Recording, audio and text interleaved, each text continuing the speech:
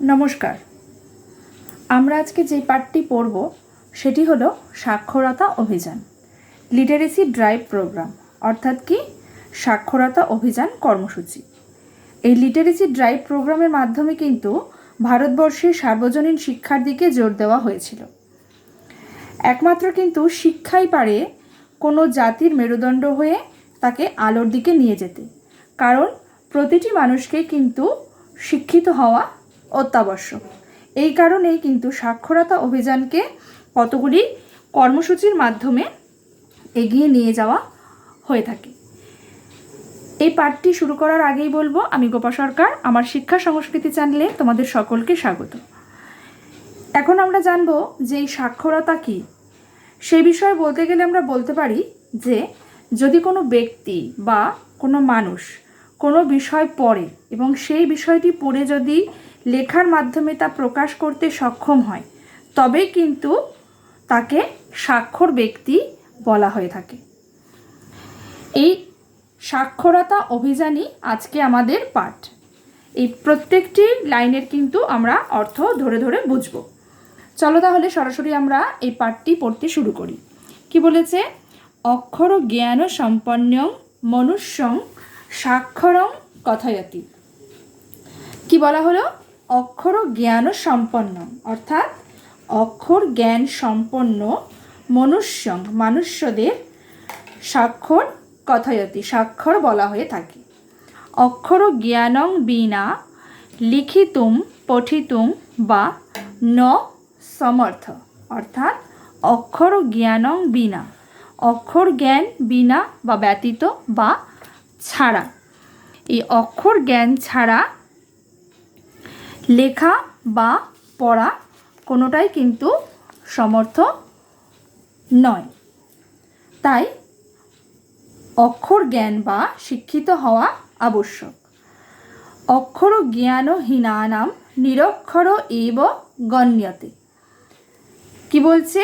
অক্ষর জ্ঞানহীনানাম, অর্থাৎ কি অক্ষর জ্ঞানহীনদের কি বলা হয়?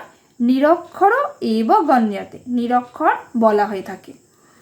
অস্মাকং জন্মভূমি, অস্মাকং অর্থাৎ আমাদের জন্মভূমি, ভারতবর্ষ বহুবর্ষ যাবৎ বৈদেশিক শাসনাধীন আসিত, অর্থাৎ আমাদের জন্মভূমি ভারতবর্ষ বহুবর্ষ যাবৎ বৈদেশিক শাসনের অধীনস্থ ছিল।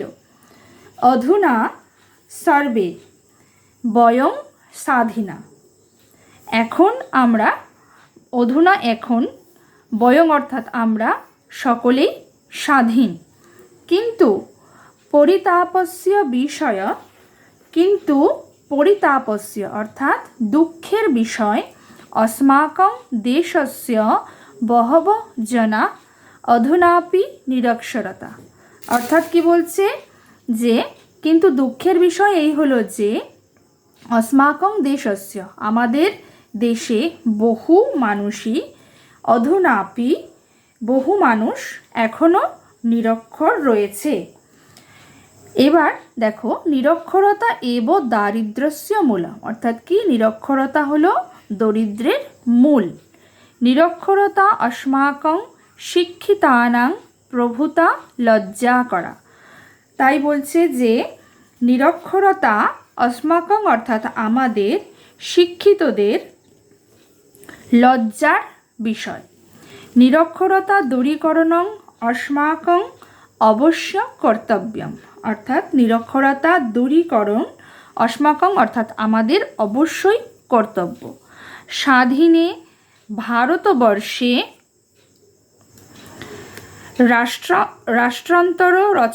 রাষ্ট্রতন্ত্র রচনাকালে সার্বজনীন শিক্ষা প্রসারে প্রশাসকানাং বিবিধা উদ্যোগা পরিলক্ষিতা।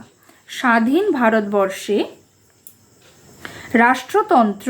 রাষ্ট্রতন্ত্র চলাকালীন সার্বজনীন শিক্ষা প্রসারে প্রশাসকেরা বিবিধা উদ্যোগা পরিলক্ষিতা, বিবিধ উদ্যোগ গ্রহণ করেছেন।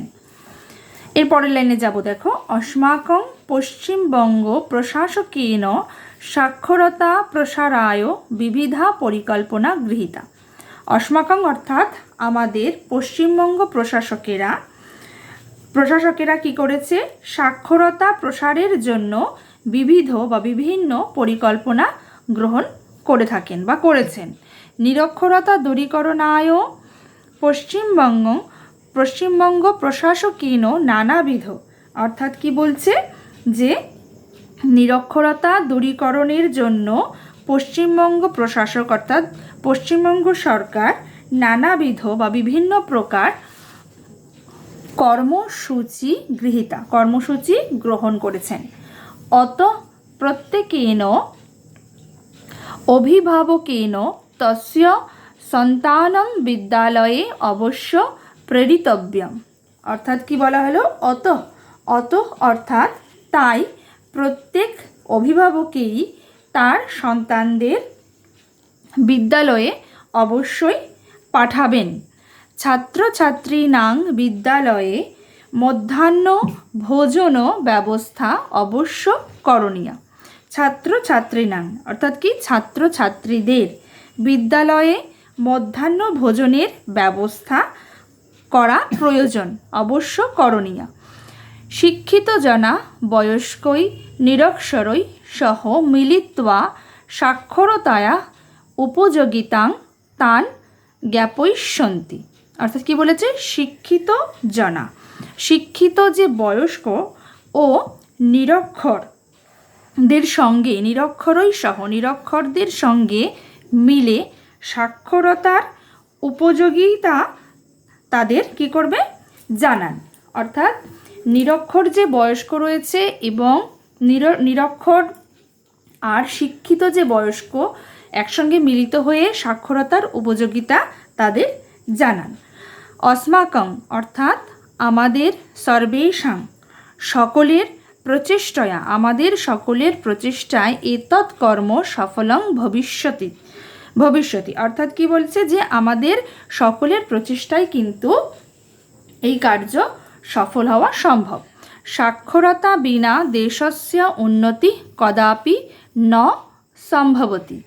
অর্থাৎ কি বলা হচ্ছে যে সাক্ষরতা বিনা সাক্ষরতা ছাড়া এই দেশের উন্নতি কিন্তু কখনোই সম্ভব নয়। শিক্ষা প্রভাবেন মনুষ্যস্য চিত্ত মলিনতয়া দূরীভূতা ভবতি ইত্যর্থং দেশস্য সমৃদ্ধির ভবতি। অর্থাৎ কি বলছে দেখো, শিক্ষা প্রভাবেন মনুষ্যস্য অর্থাৎ সাক্ষরতা ছাড়া কিন্তু এই দেশের উন্নতি যেমন কখনোই সম্ভব নয়, সেরকমই শিক্ষার প্রভাবে মানুষের চিত্ত মলিনতা অর্থাৎ মানুষের মনে যে অন্ধকার বা অজ্ঞানতা সেটা দূর করা সম্ভব। ইত্যর্থং এভাবেই দেশের উন্নতি বা সমৃদ্ধি ঘটবে। এখানেই আজকে আমাদের পাঠটি শেষ হলো। আশা করি আমার ভিডিওটি তোমাদের সকলের ভালো লাগবে। যদি ভালো লাগে অবশ্যই লাইক করো, শেয়ার করো, কমেন্ট করো, অবশ্যই আমার চ্যানেলটিকে সাবস্ক্রাইব করো।